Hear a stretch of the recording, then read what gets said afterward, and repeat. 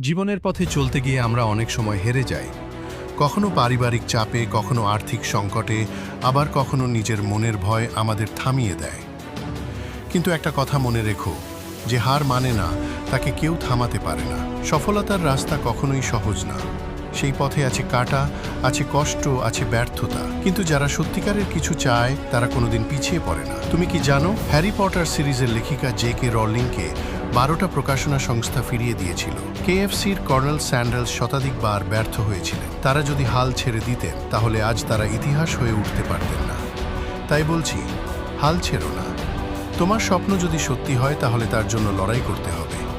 প্রতিদিন সকালে ঘুম থেকে উঠে নিজেকে জিজ্ঞেস করো, আজ আমি কতটুকু এগোবো। তোমার স্বপ্ন তুমি ছাড়া কেউ পূরণ করে দেবে না। এই পৃথিবী কাউকে কিছু ফ্রিতে দেয় না। তোমাকেই ঘাম ঝরাতে হবে, কষ্ট করতে হবে, কাঁদতে হবে, আর তারপর সেই সাফল্য একদিন তোমার দরজায় কড়া নাড়বে।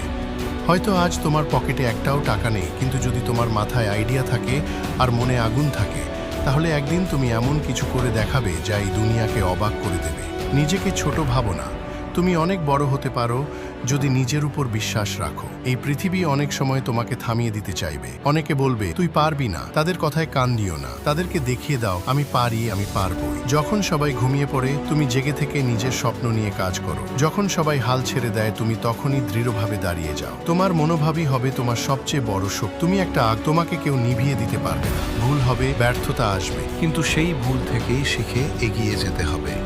কারণ যারা বারবার পড়ে গিয়ে আবার উঠে দাঁড়ায় তারাই একদিন জয়ী হয়। স্মরণ রাখো, winners are not people who never fail, they are people who never quit. তোমার স্বপ্নটা ছোট হোক বা বড়, তাকে নিয়ে বেঁচে থাকো, তাকে বিশ্বাস করো। একদিন তুমি নিজেই প্রমাণ করে দেখাবে, ইয়েস, আই মেড ইট। আজকে যারা তোমাকে অবহেলা করে, কাল তারা তোমার সফলতা দেখে অবাক হবে। আজ যারা তোমার পেছনে হাসে, কাল তারা তোমার পায়ের নিচে দাঁড়িয়ে সেলফি তুলবে। তুমি শুধু কাজ করে যাও, দিন বদলাতে বেশি সময় লাগে না। তোমার সময় আসবেই, হাল ছেড়ো না।